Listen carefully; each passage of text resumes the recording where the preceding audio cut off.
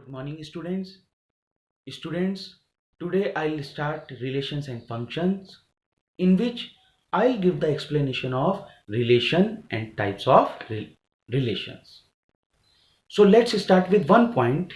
If I have a set A this and B this, then in 11th class हम क्या करते थे, A cross B निकालते थे और हम इस A क्रॉस B को क्या कहते थे, कार्टेशियन प्रोडक्ट। और इसमें जो एलिमेंट्स आते थे that was always in the pair form of order pair.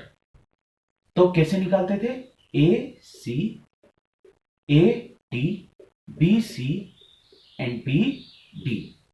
So this is known as the Cartesian product. Now it is very easy to understand the concept of relation. तो देखिए relation होता क्या है।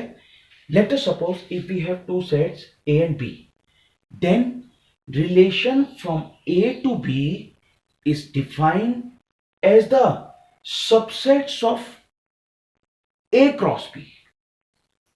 तो देखिए A cross B यहां है, तो इसके सबसेट्स कितने होंगे, 2 raise to power n।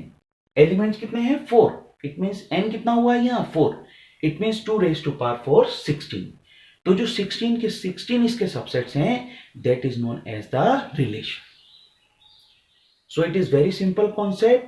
If we have two sets A and B, then relation from A to B is defined as the all the subsets of A cross B। ऐसा नहीं होता कि रिलेशन बनाने के लिए हमें दो सेट्स की ही जरूरत होती है। अगर हमारे पास एक सेट A है तो हम रिलेशन A to A भी फॉर्म कर सकते हैं। कैसे? Look at this thing. If I have A set, it means this is 1, 2, and we want to relation from A to A. It means first I'll find out A cross A. A cross A means second set भी हमारे पास कितना हुआ, 1, 2. It means A cross A, how will we find out? Again, Cartesian product. It means what will be the elements? 1, 1, 1, 2, 2, 1, 2, 2. और अगर हम इसके subsets निकाल लें तो each subset is known as the relation from A to A। तो देखिए again 4 elements, कितने इसके सबसेट्स होंगे, 2 रेज टू पावर 4, 16। यानी कि इस A to A अगर हम रिलेशन फॉर्म करना चाहते हैं तो इस प्रोसेस से हमारे 16 सबसेट्स बनते हैं और जो each सबसेट है that is the relation. This is the very very important point. अभी मैंने इसमें भी डिस्कस किया। Suppose number of elements in A set P, number of elements in B set Q, then total number of relations from A to B is given by 2 raised to power PQ. Now let's start with the types of relation. So in this whole part, wherever I am giving the explanation of types of relation, I am giving the examples of relations from A to A। It means I am not considering the second set। हमारे पास जो second set होगा वो एक ही set, जैसे A लिया है हमने तो सेकेंड सेट भी हमारे पास क्या होगा, A। So let's start with the empty set. देखिए let's start with the empty relation. अब अगर हम देखें, because of name only we can say a relation R on a set A is called empty relation if no element of A is related to any element of A। That means R is equals to 5। Let us take with one example. If I have a set A 1, 2, 3 और अगर मैं एक ऐसे relation R को define कर दूं AB such that A minus B is equals to 12, then this is the example of empty relation। Now look at this thing, A minus B 12। It means अगर मैं 1 minus 1 करूं 0, it means 12 नहीं आ रहा है। 1 minus 2 करूं -1, 12 नहीं आ रहा है। It means किसी भी सिचुएशन में अगर मैं दो एलिमेंट्स का डिफरेंस निकालूं that is not coming 12। It means in this relation there is no element, that's why it is known as the empty relation। Second part, universal relation। Universal relation means if each element of A is related to every element of A। हमारे पास ए के जितने भी elements हैं वो अगर हम जो second set ए ले रहे हैं उनसे रिलेटेड हुए ऑल एलिमेंट्स आने चाहिए। It means in general language अगर A cross A whole set हमारे पास आ जाए that is known as the universal set. Let's take with example in this whole discussion I am taking A is equals to 1 2 3। तो अगर मैं एक ऐसा रिलेशन फॉर्म कर दूं R A B such that A plus B greater than 0, तो देखिए ए हमारे पास कितना है 1 2 3 और हमें आर रिलेशन क्या बनाना है A B such that A plus B greater than 0। So अब हमें ऐसे पेयर्स ढूंढने हैं जिसमें ए प्लस बी क्या है greater than 0। Now look at this thing, how will we find out this pair? अगर हम 1 प्लस 1 लें ग्रेटर देन 0 इट मीन्स 1 1 आएगा, 1 प्लस 2 लें ग्रेटर देन 0 आएगा, 1 प्लस 3 लें ग्रेटर देन 0 आएगा, और इसी तरह से अगर हम सब के सब लेते रहें तो 2 प्लस 1 भी ग्रेटर देन 0 आएगा। Like that we can write down all the elements. तो सब के सब हम लिखते जाएंगे, उससे हमारे पास क्या आ जाएगा ये पूरा का पूरा set 2 3 and what is this 3 1 3 2 and 3 3। So this is the example of universal relation. Now, in this way you can find out other sets.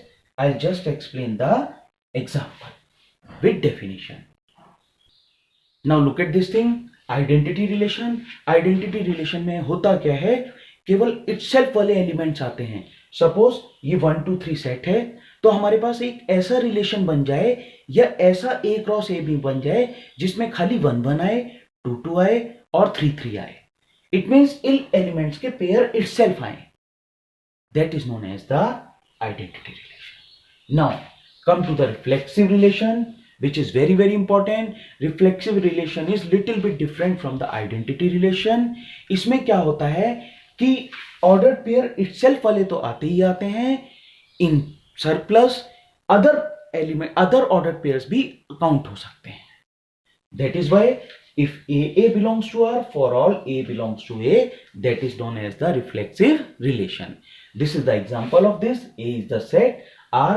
If I'll find out the ordered pair of A cross A, then if this is a subset, then this subset is known as the reflexive relation. Reason, इसमें 1 1 भी आ रहा है, 2 2 भी आ रहा है, 3 3 भी आ रहा है, बट ये अदर ऑर्डर पेयर आ रहे हैं, no problem.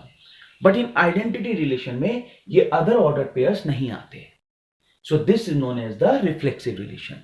Next symmetric relation. Symmetric relation very simple point is if A B belongs to R then it implies that BA must be belongs to R. For all, AB belongs to R. This is the sign of for all. So let's take with the one example. Same thing, A, we have this one. If I take the R is the set like that. अब आप देखिए, अगर हमने 1 2 लिया तो इस जो हमारे पास रिलेशन है इसमें 2 1 जरूर आना चाहिए, because AB belongs to R. It implies that BA belongs to R. तो देखिए 1 2 2 1 भी आ रहा है, अगर हम 2 1 को देखें तो 1 2 भी आ रहा है, 1 3 3 1 भी आ रहा है। That's why this is the example of symmetric relation. Next is transitive relation. In transitive relation if we have A B belongs to R B C belongs to R it means 2 ordered pairs हम लेकर चलते हैं, then A C must be belongs to R. This is the example, sorry, this is the definition of transitive relation. Now in transitive relation with one example, if I am considering this relation, now look at this thing. 1 1 belongs to R and if 1 2 belongs to R, now look at this thing.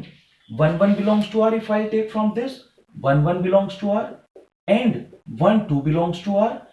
If I take simple consideration, this is AB, this is BC. Now if 1 2 belongs to R then this is transitive relation. तो देखिए 1 2 already यहाँ है, so that's why this is the example of this one transitive relation. One more thing, अब देखिए 2 1 belongs to R, 1 1 belongs to R, it means 2 1 is already here, so this is the part of transitive relation. Now equivalence relation. What is the equivalence relation? A relation if that is reflexive, symmetric and transitive, then it is known as the equivalence relation. तो किसी भी relation को equivalence होने के लिए उसमें 3 qualities होनी चाहिए। वो रिफ्लेक्सिव भी होना चाहिए, सिमेट्रिक भी होना चाहिए एंड ट्रांजिटिव भी होना चाहिए। We will, on the basis of this, there are 2 questions. You have to think about this thing and give the answer in comment box. Thanks and God bless you. Don't forget to subscribe, like and share this channel.